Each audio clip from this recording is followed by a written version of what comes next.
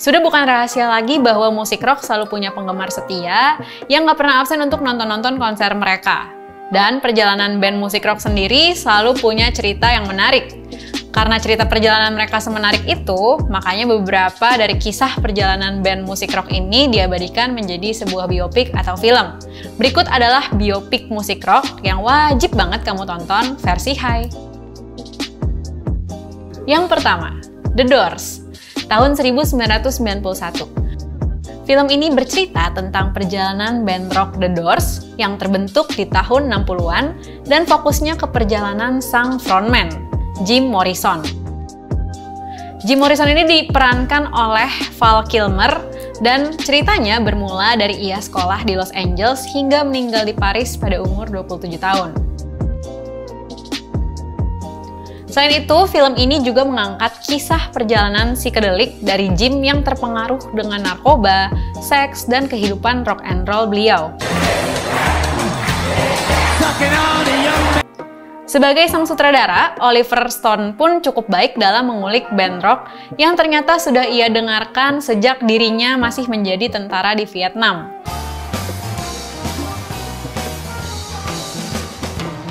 Penampilan Kilmer di film ini juga bisa dibilang memukau karena beneran mirip sama vokalis band kelahiran 1943 tersebut.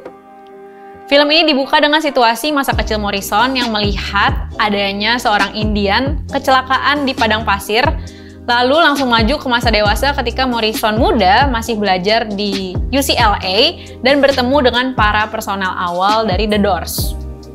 Uniknya lagi, dalam memerankan Morrison, Kilmer beneran nyanyi dan gak lip-sync sama sekali. Jadi karya Oliver Stone yang satu ini bisa dibilang diproduksi dengan niat dan maksimal, jadi wajib banget kamu tonton.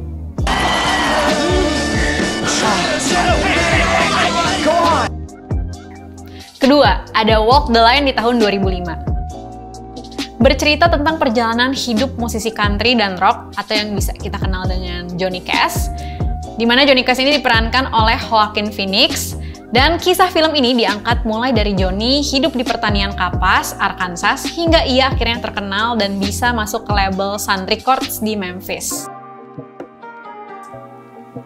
Melalui film ini, penonton diajak untuk mengenal Bapak Johnny Cash dan melihat bagaimana kehidupan keras musisi di Amerika pada masa itu. Apalagi Johnny harus hidup berdampingan dengan rasa duka yang mendalam, apalagi karena istrinya meninggalkannya, kecanduan terhadap obat-obatan terlarang, dan masih banyak lagi.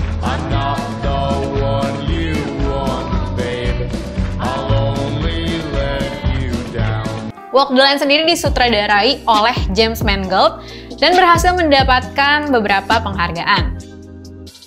Ketiga, ada Control di tahun 2007. Penggemar musik rock Inggris mungkin udah pada tahu lah ya film ini, karena film Control ini bercerita tentang vokalis dari Joy Division, yaitu Ian Curtis. Ian Curtis ini hidup dengan begitu banyak permasalahan yang dihadapinya, mulai dari penyakit, percintaan, bahkan membuat ia sendiri sampai ingin mengakhiri hidupnya.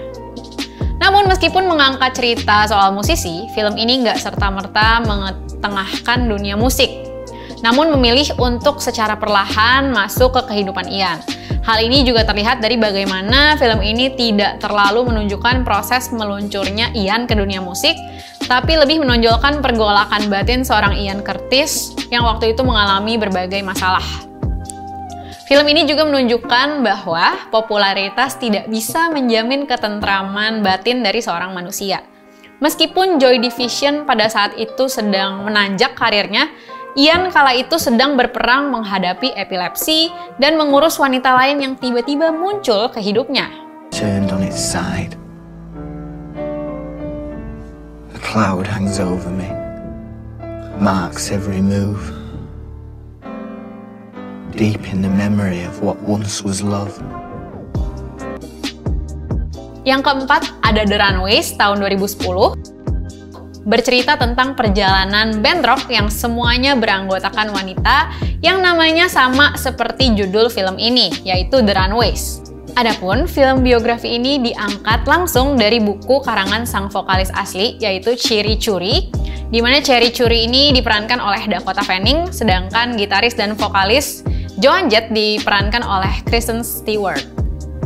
Well, walaupun hanya eksis di tahun 1975 sampai 1979, posisi The Runaways dalam dunia musik rock dan secara mendunia memang memegang posisi yang strategis. Disclaimer dulu, film ini tidak seperti biografi musikal pada umumnya karena penuh dengan adegan-adegan eksotis yang menjadi ciri khas dari The Runaways itu sendiri. Pilihan musik dari film ini juga oke banget karena menyesuaikan dengan musik rock di awal-awal tahun 70-an. Sehingga film ini bisa banget jadi suguhan yang asik buat ditonton. Yang terakhir, ini pasti lo udah tahu, yaitu Bohemian Rhapsody di tahun 2018. Film biopik ini terbilang baru ya, dirilis dan sempat ramai banget jadi pembicaraan, bahkan memenangkan penghargaan Golden Globe. Bohemian Rhapsody juga bercerita tentang perjalanan band rock Queen dan sang vokalis yaitu Freddie Mercury. Film ini dibuka dengan tayangan dari konser Live Aid atau konser amal yang pada saat itu paling besar dan menampilkan banyak musisi terkenal. Uniknya dari film ini adalah pedalaman karakter dari Rami Malek yang niat banget membuat penonton yang menikmati film ini dijamin seneng dan puas dengan representasi sebagai Freddie Mercury. Buat yang belum nonton biopik ini ada di Netflix, jadi kalau penasaran gimana perjalanan hidup Queen dan detail dari hidup Freddie Mercury, boleh banget langsung ditonton sekarang juga.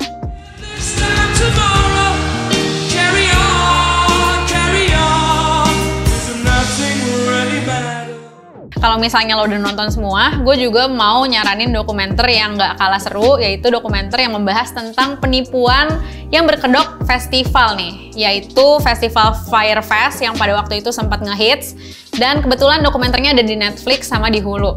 Judulnya adalah Fyre Fraud. Oke, sekian WhatsApp hari ini. Semoga lo suka dengan informasi yang baru saja gue bawakan. Kalau misalnya lo punya rekomendasi biopik band rock lain, boleh banget ditulis di kolom komentar.